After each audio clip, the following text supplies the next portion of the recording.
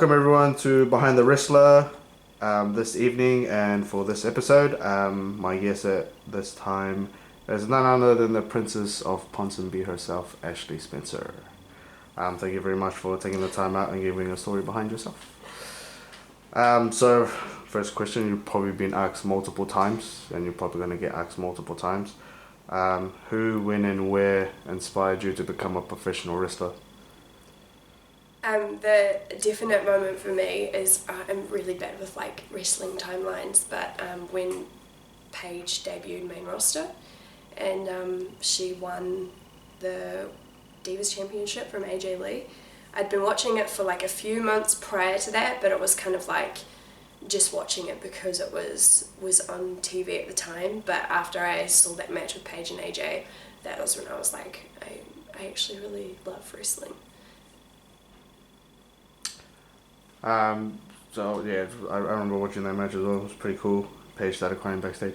So I was like not that much older than her. Oh. So, and I kind of like, because she was kind of the outcast and like the punky girl, and at that time in my life, that was me. Everybody goes through that phase, yeah, I guess. Emo. Oh wow. So, after watching that match and saying to yourself, you actually do love wrestling, when did you decide to pursue it and try to find a wrestling school?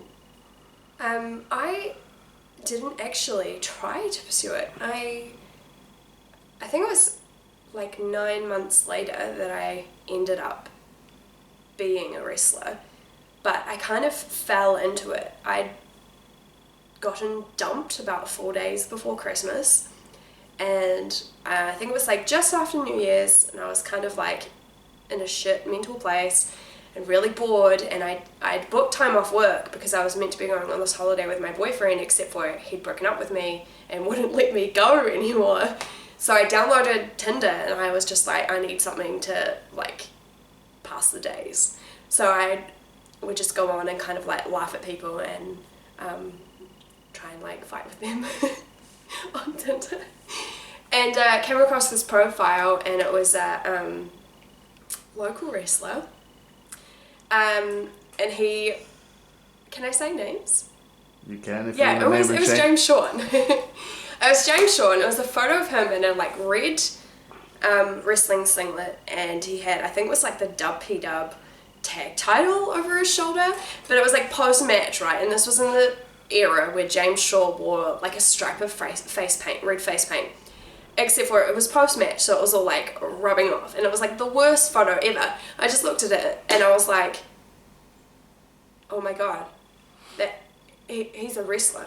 Like, what the hell? And miraculously matched straight away. And I asked him, like, first thing I said to him was like, not even like, hi, I'm Ashlee. I was like, what the fuck? There's a wrestling in Auckland? And he was like, obviously taken aback. He was just like, yeah, there is. And then he spent 3 months trying to convince me to come to try out, because IPW were desperately looking for women to wrestle. And but three months later, after that first meeting on Tinder, I met him and his sister, who now wrestles as Dahlia Black, and TK Cooper, and they picked me up and took me to my first training. So, not a bad way to start off your wrestling tryout, I guess. I always joke and say I'm a Tinder import. Wow. See, I never knew this, guys. And at least we all know you're on Tinder, James. Going into your first day at training, and going through the stages of how it all gets put together and stuff. How was your feeling going into your first day of training? I didn't really know what to expect, because when I was like 11 or 12 in intermediate, I'd done amateur wrestling, and so like that was kind of the only training that I had been exposed to. So I don't know, I kind of like went in thinking that there'd be like mats on the ground and we're just gonna like down there and like learn how to do takedowns and pins and stuff. But I showed up and everyone was in a circle and started doing squats. So we did 500 consecutive squats, body weight. And then at the end of the training we did another 50, which was like 2.5 hours later. So 550 squats over the whole course of the whole training, along with like shuttle runs and stuff. But I also learnt, I didn't actually do any like of what I thought wrestling was going to be that day, but I learned how to what's called bump, which, you know, wrestlers will know what I'm talking about, but it's like falling on the ground and hitting the ground safely without cracking your skull open. Yeah, that's not pleasant. So after you're doing your 550 squats, you obviously felt like jelly and didn't know what your legs were. Yeah, I didn't get my legs back for about 3 days. Oof. And at the time I didn't have a car, so I had to walk here from Newton, which is I think it's like 4.5k walk every day. And yeah, it usually took me like 40 minutes, but I think it was taking me like over an hour those 3 days after the first training. Trying to drag yourself. So, you know, fast forward a couple of months and you're getting into it a lot more. And what was the feeling going through your mind now as you're essentially gearing up to make your debut on shows? So it was about, I think 18 months later, and we had a contract with Rainbow's End, and I got told that my debut was going to be at Rainbow's End, and I was very nervous, and up until that point I'd been thinking about who I was going to be as a character. And for people that know me, they know that I go by a lot of different names. My birth name is not Ashlee. My birth certificate is Nikita Ashlee Steele, but for some reason my mum, she was hip. She just called me by my middle name my entire life. I got called Nikita when I was naughty. So I had dabbled with being Nikita Steele and having like a athletic football gimmick. And then on the day of the debut, the announcer came up to me and he was like, "What do you want to be? Where do you want to come from?" And I was like, "You know what, just I'm going to be the Princess of Ponsonby." And brought a tiara along with me, chucked it on, and then that's who I've been ever since. But I was so nervous, and it works because like I'm a heel character as the Princess of Ponsonby, but I don't look at people in the crowd in the face because I'm still too scared to make eye contact with them. Wow. At least you were prepared with a tiara that day. Yeah. So what was the before and after feeling from your first debut match? So I was quite nervous before, and then afterwards I had burst my eardrum during my debut match. And it turns out it was like 90% torn. So I kind of just felt really dizzy, but I was like happy, but I was like dizzy and couldn't like hear, and I thought my ear was blocked for some reason, so I was like holding my nose and trying to blow it. Like wrecked it from doing that. So like after the match was like, I was like happy that I'd had my match, but I was also like stuffed. Fair enough. Everybody goes through that at some point, but you know, some people do go through it. Oh, honestly, I think I have not a great record for getting injured. It's just injury list goes off. So, you know, you've had a few matches under your belt now. You've competed for the IPW Women's Championship. You've, I believe, are still the current WWE Women's Champion. That's right.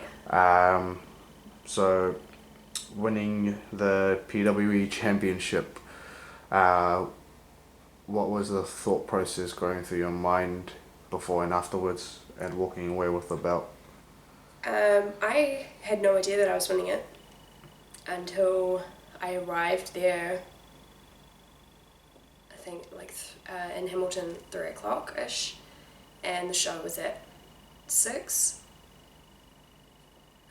So I only knew for about 3 hours that I was winning that night. And I think it was just a lot because we hadn't seen each other up to that point as well. So we didn't know what we were doing until we got there, and then it was just 3 hours before the show started, and we had to get ready, and everything had to be on point. So I didn't process it until afterwards. And I think actually winning the championship was probably the proudest my mum's ever been of me, because she came, I think that may have been the first time that she'd seen me wrestle, and I won a championship that night. And she came up afterwards and took photos of me, so many photos, and went home, and as mums do, put them on Facebook straight away and try and tag you in all of them, even ones of me mid talking with my mouth open. I was like, thanks mum, I love you. We're had family photos with me in the title belt. A funny story is, one of them I actually edited my family out of it and just had me in the title. Wow. That's such a mean move. It's such a Princess of Ponsonby move. I know, right? Wow. No wonder people hate you when you're out there. So, you mentioned your mum being there and giving you the love and support. So, what's her thought process of going in that my daughter is a professional wrestler and is a current champion for a place? To begin with, I thought my mum was, I think she thought that I was going to give it up pretty quick, because I'm a bit of a wuss. I don't like getting hurt. When I am hurt, I complain about it a lot. I'm like, I'm never going to do this again, and then I go and do it again and get hurt again. But I think maybe the novelty has worn off a little bit now, but she's still she's very proud of me. Really happy that she was there to see that.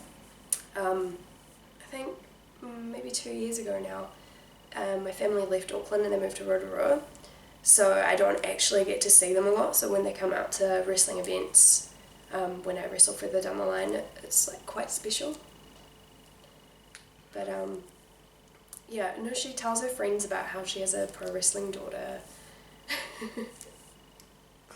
All the family and friends come along and go, are you? Can you give me free tickets? So, you've had plenty of matches against plenty of what this country has to offer. I know you've had a match against Bea Priestly for SPW, hosted by SPW, that match. So you finding out that you're going to wrestle Bea Priestly, who is blowing up recently, right? A superstar compared to me. She's wrestles all over the world now. Came from New Zealand and went over to the UK and busted her ass and worked hard and earns everything that she and wildly deserved. So thought process of you going through Bea Priestly. I knew for quite a long time before that was announced that it was happening, and I wasn't allowed to tell anybody. So it was it was really cool, but it was also made cooler by the fact that it was so secretive. But yeah, I've known Bea for a long time. Before I met her before she left to go to train in the UK. We both had green hair and bonded over that.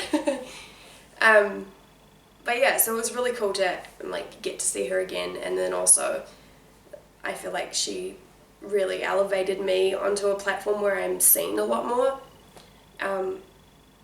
especially within like the UK scene. A lot more UK wrestling fans have seen me now, and with the video on YouTube has like thousands of views. Just crazy to me that like that many people are watching my match. And it's not just here in New Zealand too. So, you know, you've had a match with Bea, and you've competed for IPW's Women's Championship. Competing against, like, and I know you compete against her quite often. Competing against Candy Lee, you know, she's obviously a tough woman to go through. Mm-hmm. So thought process of how much I think you hate her or don't hate her. Because I started training maybe like a month and a half, 2 months before her, and then she debuted 2 weeks before me. Rusty like got that wrong. It's just because she doesn't update her kayfabe account. But yeah, I guess because we pretty much trained together and then debuted around the similar time,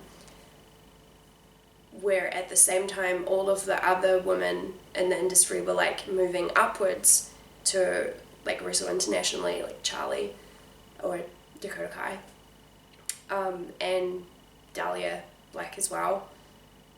It was right before she left that we came in.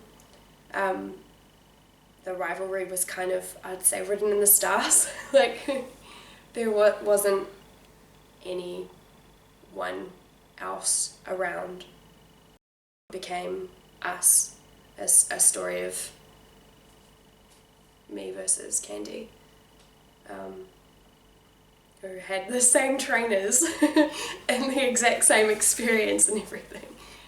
But yeah, we've wrestled each other up and down the country. I don't think I'll ever get sick of it, even though we do it so much. We're on the kayfabe, like most wrestled opponents list, and even that number was wrong. I think it was 11, but then when I went back and actually checked, it's more like 30 or something. Wow, that's a lot of times. Yeah. So obviously, you know, going from Candy Lee to tagging up for one night with Just Plain Evil against Candy Lee and Grace Lightning. What was your thought process of finding out that you're going to be tagging up with pretty much the longest women's wrestler in New Zealand?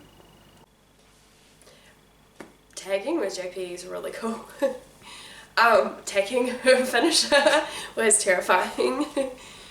But yeah, the matriarch of women's wrestling, I mean the longest, I think, wrestler in New Zealand, let alone female wrestler, who's like done a lot to bring women's wrestling up in the country. Not to mention like what she's still doing now as a retired wrestler. I still kind of hope that one day maybe she'll come back so that we can have an actual match. Yeah. And not just be on a tag team. But yeah, it's really cool to like see everything that everyone else has done before me and like get to work with them as well. As I don't think everybody knows this, but I didn't until I saw a video that SPW did about it. You are a vegan. Oh, it's veganism. Yeah. I thought you were going to say you were a model. And I was going to have to be like, no. Yeah, I didn't know that part either, guys. Yeah, no, I like took for it. Hang on, let's just address the modeling thing real quick because Okay. this always happens. Is like people will share my profile, like wrestling pages, and they'll be like, she was a model and now she's a wrestler, and it's like, I was never a model. That modeling was never my career. I was lucky enough to have like friends who were photographers who would ask me when they had spare time, like if I wanted to take some photos, and I'd be like, yeah, cool, sure, that's great. Like, I was never paid for any modeling that I did. And I was never successful because I was doing like 4 photo shoots a year and not getting paid. So there's that for everyone. I was not a model. I mean, I was when I was like 13. I did 1 pumpkin patch photo shoot, but I got paid in vouchers for pumpkin patch, so it doesn't really count. Anyway, you still got paid, so it counts, I think. No. But then I got that because a family friend worked for Pumpkin Patch, not because like I was like a fabulous model that went through this like great selection process, and I was like the one they had to have, you know. Wow. I was just like available when they really needed someone. Yeah, no, I've been a vegan for it's 2 years on April 1st, and everyone always asks me why it's April 1st, and it was not an April Fool's joke. It's nothing to do with that. Everyone goes straight to that. But I had like because I'd been vegetarian for quite some time, like on and off since I was 15. And then I had like met Shane Sinclair, who's a vegan wrestler, and like he really inspired me to try it. And I did a 1 month like vegan challenge, and it was fairly easy, except for like when I went to Armageddon's and all I could eat was hot chips. But I like started researching it more, and I was like, this is really like what I want to do. I want to make sure that my ethics align with what I have on my plate. So I had a tray of eggs left, and I was like, well, I've already spent the money on this, and I don't like believe in wastage. I'm always, when people don't finish what's on their plate, I get really mad at them. So I was like, I'm not going to throw them out. I'd offered them to other people and they didn't want them. So I was like, okay, well, as soon as this tray of eggs is finished, then I'm going vegan. And then it just happened to align with April 1st. So, yeah, I've been a vegan ever since, except for on odd occasions where people decide to tell me that food's vegan and it's not. Like my boyfriend's auntie, who said that she made a vegan apple pie, but she used margarine in it that had milk. Wow. That's on you, bro. How does it, because, you know, everybody travels up and down the road when you're wrestling and stuff, so how does being a vegan affect life on the road? Because before shows and going to the place, there's stuff open, but when the show's finished, sometimes we drive directly back home and it's like 11 o'clock at night or 12 o'clock at night, and the only thing that's open is McDonald's, because McDonald's are corporate people. Or Denny's. Or Denny's. Well, Denny's has something that I like to call sad nachos, which is their vegetarian nachos minus the sour cream and the cheese. So it's just like diced tomato and beans on corn chips. With some guacamole sometimes. If I'm lucky, I get guacamole. So yeah, sad nachos from Denny's at 1 a.m. in the morning. Or McDonald's fries are vegan. McDonald's apple pies are vegan, and so are the hash browns. And like, you can get creative with like I'm pretty sure the buns are vegan. So you can like pay lots of money to create your own burgers and shit, but usually I just eat rice. a lot of deep fried potato in my future. I know how it feels. I'm not a vegan, but I have tried vegan food, because I have multiple friends who are vegan and I don't eat non-vegan food around them, just out of respect. And I can't handle it. It's late at night it's hard, but like during before 10 it's fine, like before 10 p.m. Yeah, so Burger Fuel has 2 specialty vegan burgers and like soy shakes, and all of their chips are like cooked separately. So there's no like cross-contamination or whatever. And then there's Hal Pizza, who do a specialty vegan pizza, but they also offer dairy-free cheese, so you can make any of their vegetarian pizzas vegan by simply swapping out the cheese and maybe like removing a specific sauce or something. So like if I need to go and get fast food from places, Subway now has falafel as well, but Subway bread is vegan, except for obviously the honey oat and the Italian herb and cheese, because they put extra stuff on it. But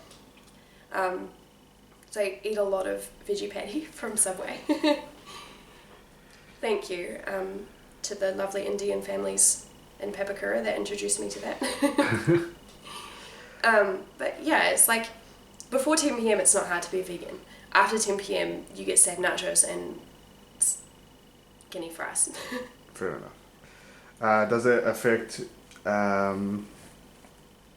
like, because obviously you've gone full vegan, did it affect training or wrestling resumes or finding it hard to perform or anything like that?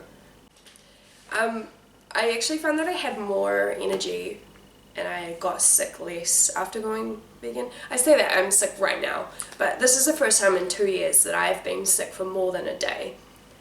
Usually I get colds and they'll be gone by the next afternoon.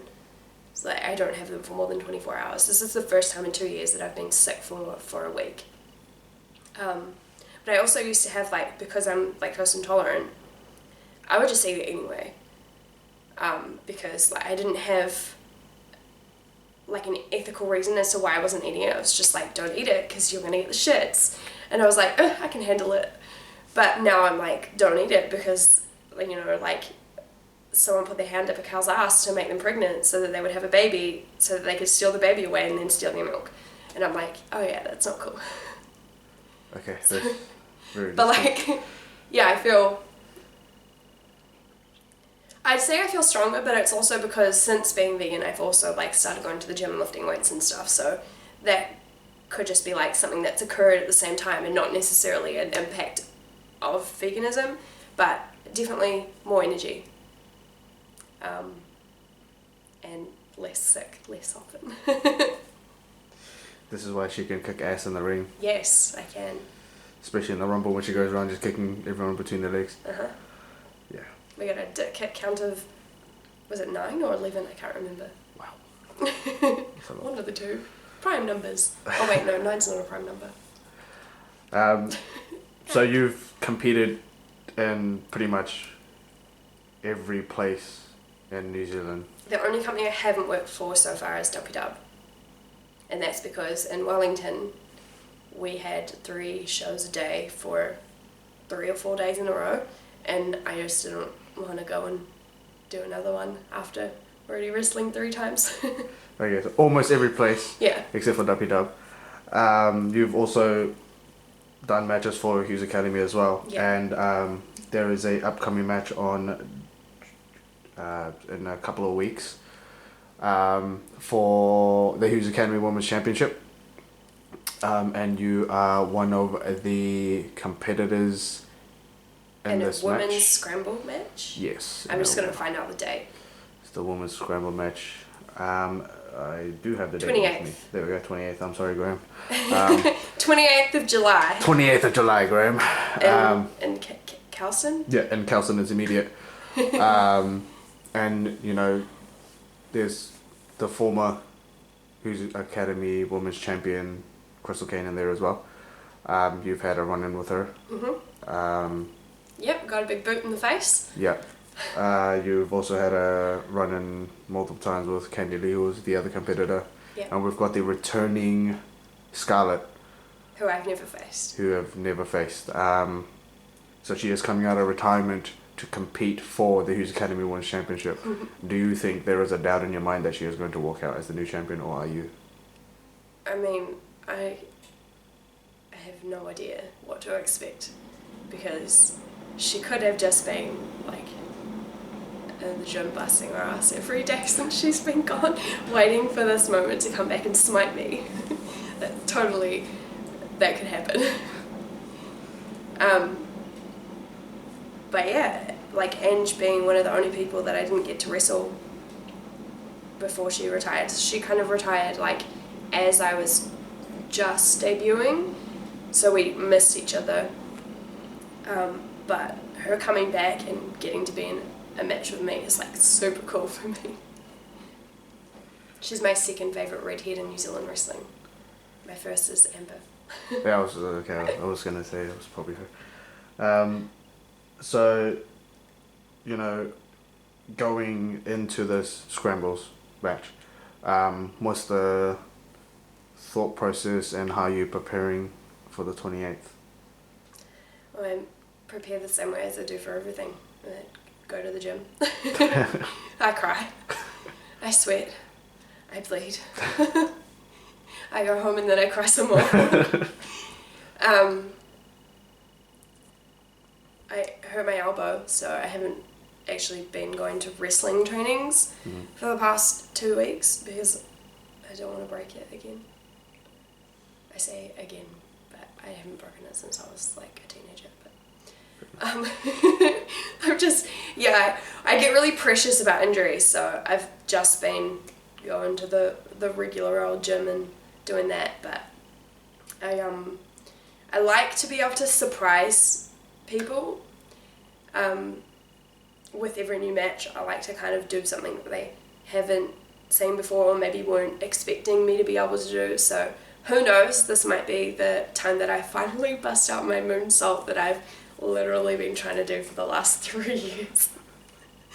Maybe if my elbow's not injured, then maybe I'll do it. Hey, people may laugh, but everybody's done it. Everybody stood there and be like, I don't want to do this. So, you know, you've obviously come a long way from when you started to where you are now. What is your ultimate goal that you want to get out of professional wrestling? Is it like to go international? Is it not to go international? Or is it to go to WWE, which most people and most wrestlers want to go to? I don't really care about going to the WWE.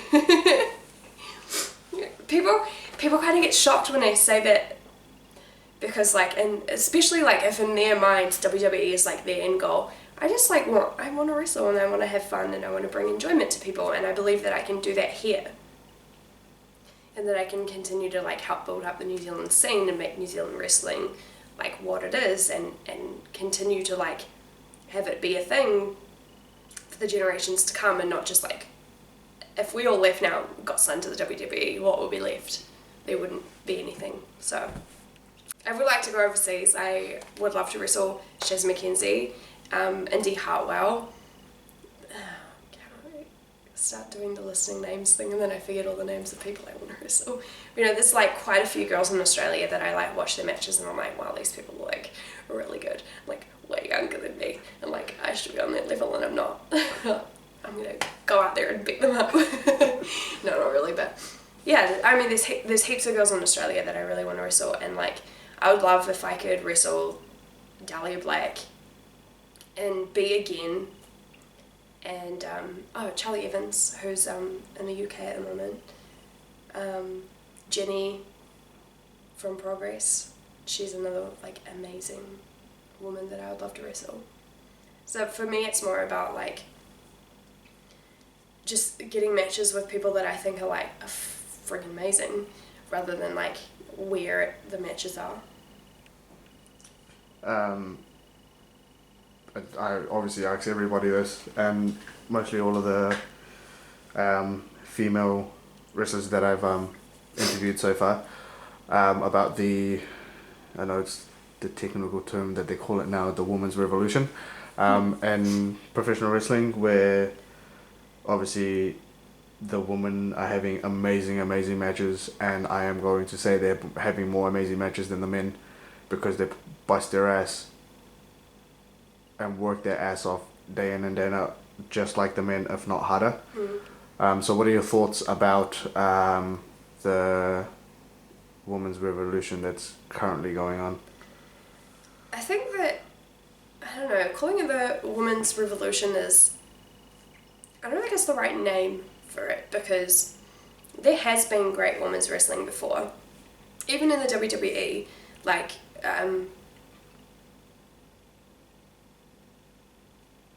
going to say Leilani's favourite, Candice Michelle, and like other women of that era, Trish and Lita, they did ridiculous, crazy things.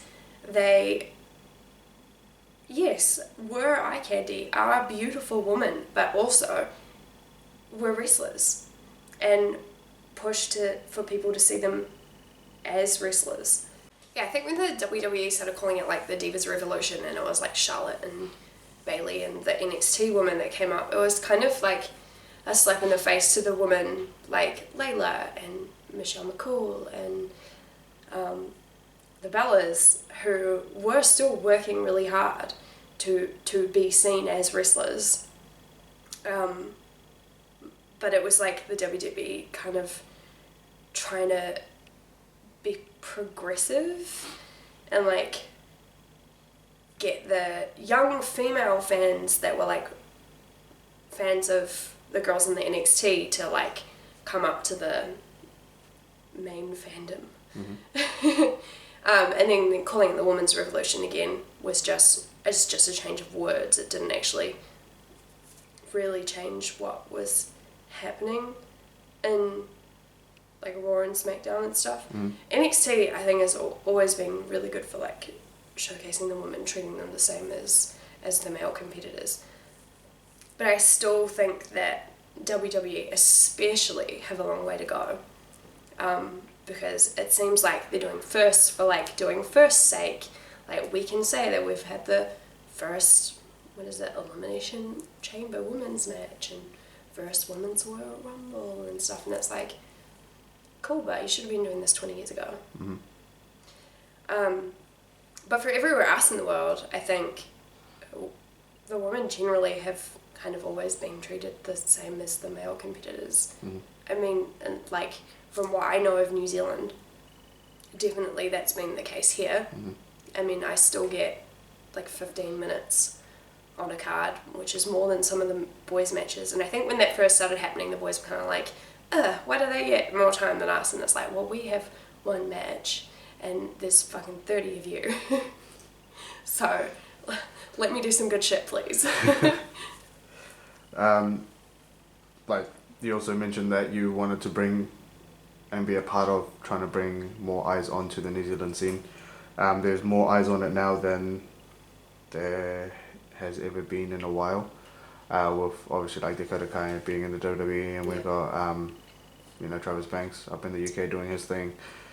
We've got multiple wrestlers that used to wrestle here doing their own thing over internationally, and everybody wants to know where they were from originally, and now that they're putting more eyes on here, what are your thoughts about the wrestling scene now to when it was when you first started?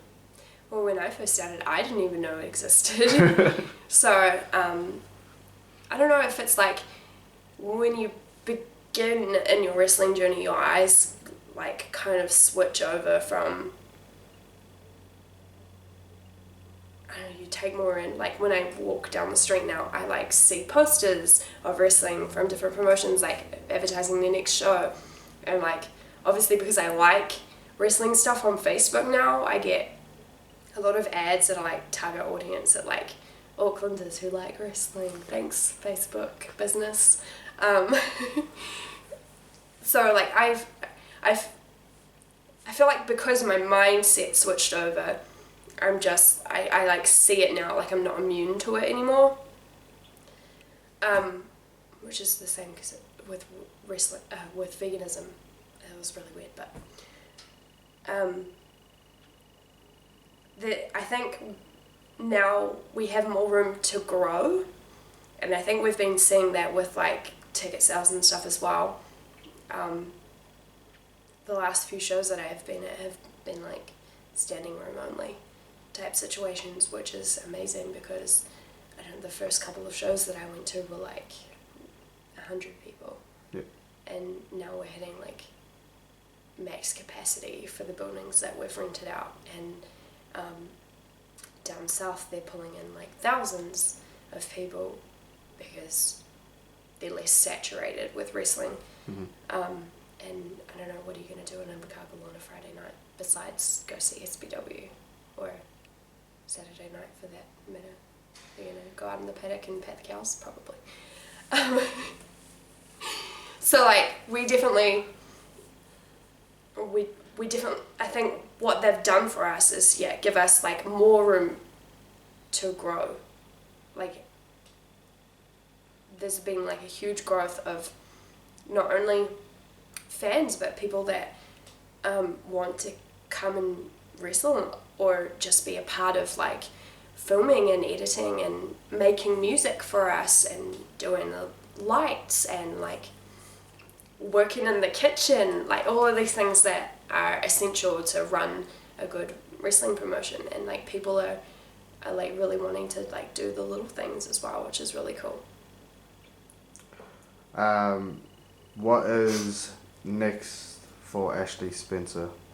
I can't wait to be Ashlee 2 belts.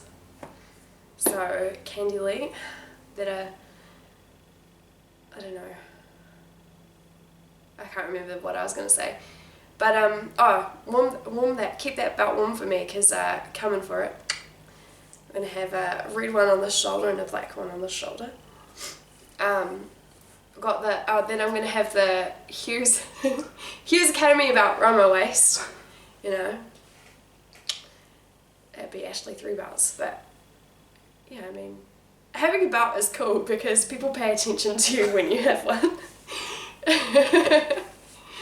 Just so stupid, but I mean, I'm the champion of PWE, but people still message me and they'll be like, don't worry, you'll be the champion one day, because I haven't won the IPW title yet. And I'm like, I have a championship, like I'm not like terribly cut up about it. But yeah, they're kind of sympathetic towards you as a wrestler until you have a title, and then they're like, yeah, you're the best, I love you. I thought everybody hated you. So thank you very much for joining us at this episode of Behind the Wrestler, and I will catch you guys next time.